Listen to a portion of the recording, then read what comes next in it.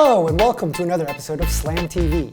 I'm Professor Roger Yang, and today we're going to learn about the central limit theorem. Luckily for you folks at home, we've got a very special guest for you. You know who it is. I got J. Cho on my mind. I got J. Cho on my mind. Say what? I got J. Cho on my mind. I got J. Cho on my mind. Thank you. Thank you.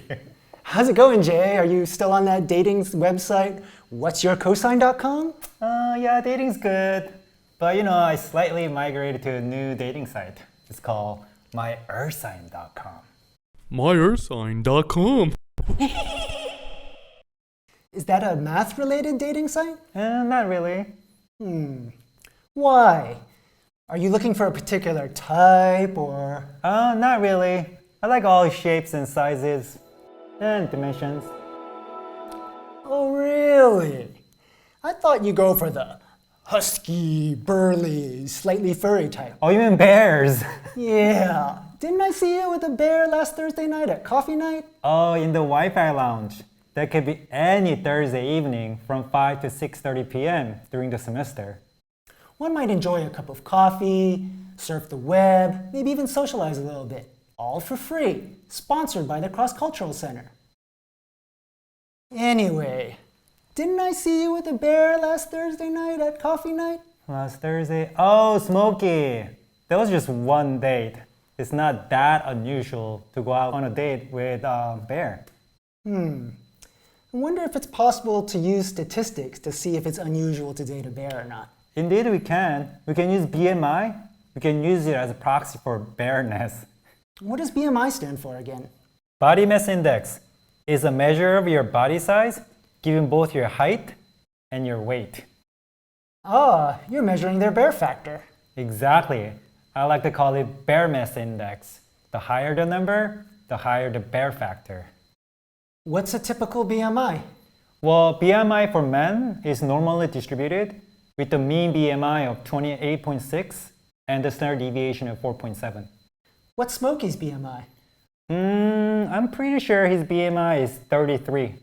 How do you know that? Well, myearthsign.com has all the important data a young, handsome, good-looking man needs to choose a date. Or someone like you? Like BMI. Anyways, I don't have preference. I'm an equal opportunity dater. I wonder if there's a way we can use probability to check this. Oh, really? How? How would you do that? Well, let's assume that you have no preference whatsoever. Which I don't. Right. Let's assume that you choose a person blind.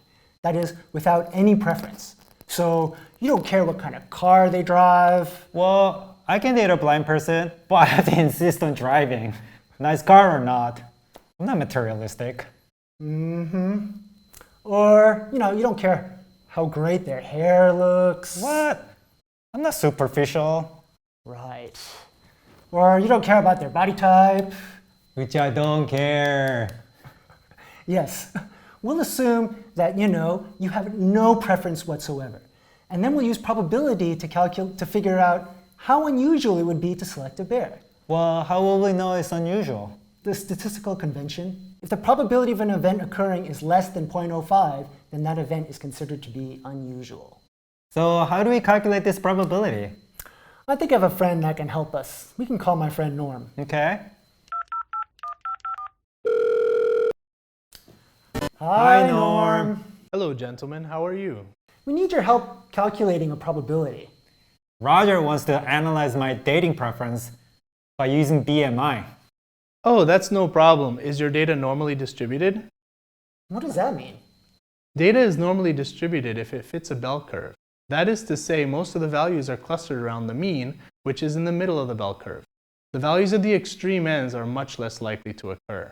Well, BMI is known to be normally distributed. Oh, then all I need is the mean and standard deviation. What's the mean BMI? Well, mean BMI for all men is 28.6. Okay. What's the standard deviation? The standard deviation is known to be 4.7. And what's your date's BMI? His BMI is 33. Oh, you like bears. Yeah, I think Jay definitely has a type. No, I don't. I like all shapes and sizes. and dimensions. Okay, let's assume J has no preference at all. Which I don't. In other words, let's pretend we randomly selected an individual and did the calculation. Is there a calculator function we can use to do that? The calculator function we need to use is normal CDF. This will calculate the probability of selecting someone with a BMI of 33 or higher if this person was randomly selected. Here's what we enter into our calculator. For the mean, we put 28.6. For the standard deviation, we put 4.7. And for x, we put 33. And what we'll see is normal CDF 33, 9 to the 99th power, 28.6, 4.7. Why did you put 9 to the 99th power? Let's look at a picture of the probability you're calculating. Remember, there's a correspondence between area and probability, so calculating the probability is finding this area. Look at the right part of the graph. It actually goes on forever. Oh, that means it goes off to infinity. Our left value will be 33, but our right value really goes off to infinity. Since we don't have an infinity button on our calculator, we just enter a very large number. 0.175. 0.175, see, is definitely larger than 0.05. It's not even close to being unusual. I see. Yeah, I guess dating someone with a BMI higher than 33 is not unusual. See? But just dating a single person doesn't really indicate a preference. We should really look at all those people that you messaged. Ooh, that's a lot. Well, let's just randomly select 16 of them. Give me your phone. All right. We'll randomly select 16 people. We'll calculate their mean BMI, and we'll see how likely that is to occur. Okay, let's calculate the mean of these 16 people. All right. Interesting. I get a mean of 33. What? 33 again? We did this calculation. The probability is 0.175. No preference. Innocent. Wait a minute. Hold on. Why? These are two different types of problems. Huh? The first time, we calculated the probability that an individual X had a BMI bigger than 33, right? Okay. This second problem is calculating the probability that the sample mean X bar is bigger than 33. Oh, I'm pretty sure these are two different types of questions. okay. Hey Norm, I have a question. What's up? Is calculating the probability of X bar being bigger than 33 the same as calculating the probability that X is bigger than 33? Oh, the average BMI of J's dates is also 33?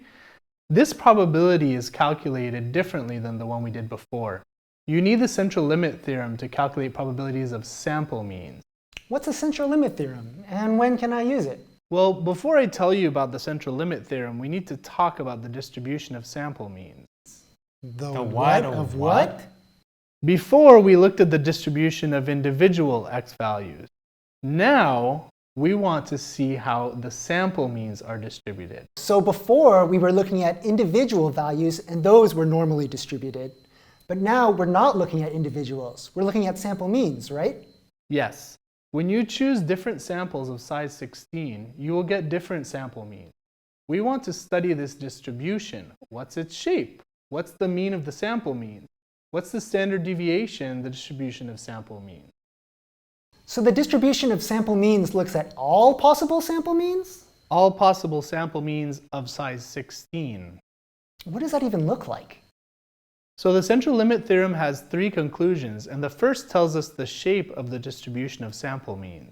Well, what's the shape? Is it normal? Yes. The first conclusion of the central limit theorem is the distribution of sample means is normal. I knew it. Yes, you guessed it correctly. And what are the two most important numbers we care about with the normal distribution? Mean and standard deviation. Correct. The next two parts of the central limit theorem tell us the mean and standard deviation of the distribution of sample mean. Well, what does it say about the mean? The second conclusion of the central limit theorem is the mean of the sample means is the same as the population mean. What about the standard deviation? No, the distribution of sample means is narrower than the original population. The third part of the central limit theorem is standard deviation of the distribution of sample means is sigma over the square root of n. To summarize, the central limit theorem has three conclusions. The first conclusion is that the distribution of sample means is normally distributed. The second conclusion is that the mean of the sample means is the same as the original population mean. And the third conclusion is that the standard deviation of the sample means is actually narrower than the original standard deviation. The standard deviation of the distribution of sample means is equal to sigma divided by the square root of n. Yes, that is correct, Roger. The standard deviation of the distribution of sample means is often referred to as the standard error of the mean. What's the standard error in our BMI example, Jay? Well, so since the sample size n was 16 and the standard deviation of the original population was 4.7, standard error is 4.7 divided by square root of 16, which is 1.175. Well, now we have everything we need to calculate the probability. Yes, I'm gonna get vindicated. I have a reputation to protect, sir. Wait a minute. Can we use the central limit theorem whenever we want? Well, your sample must be a simple random sample. Are there any sample size restrictions? We usually either need that the original population is normally distributed or that the sample size n is greater than 30. Oh, I see. Can we get the calculation already? Yeah, it turns out that the mean BMI probability is going to be 0.00009. That's a tiny probability. That's way less than 0.05. Highly unusual. Which means? If you didn't have a type and you selected purely randomly, it's extremely unlikely that your 16 dates would have a mean BMI of 33 or more. Which means you totally have a bare preference. I object. Ooh, he's a cutie. Let me see.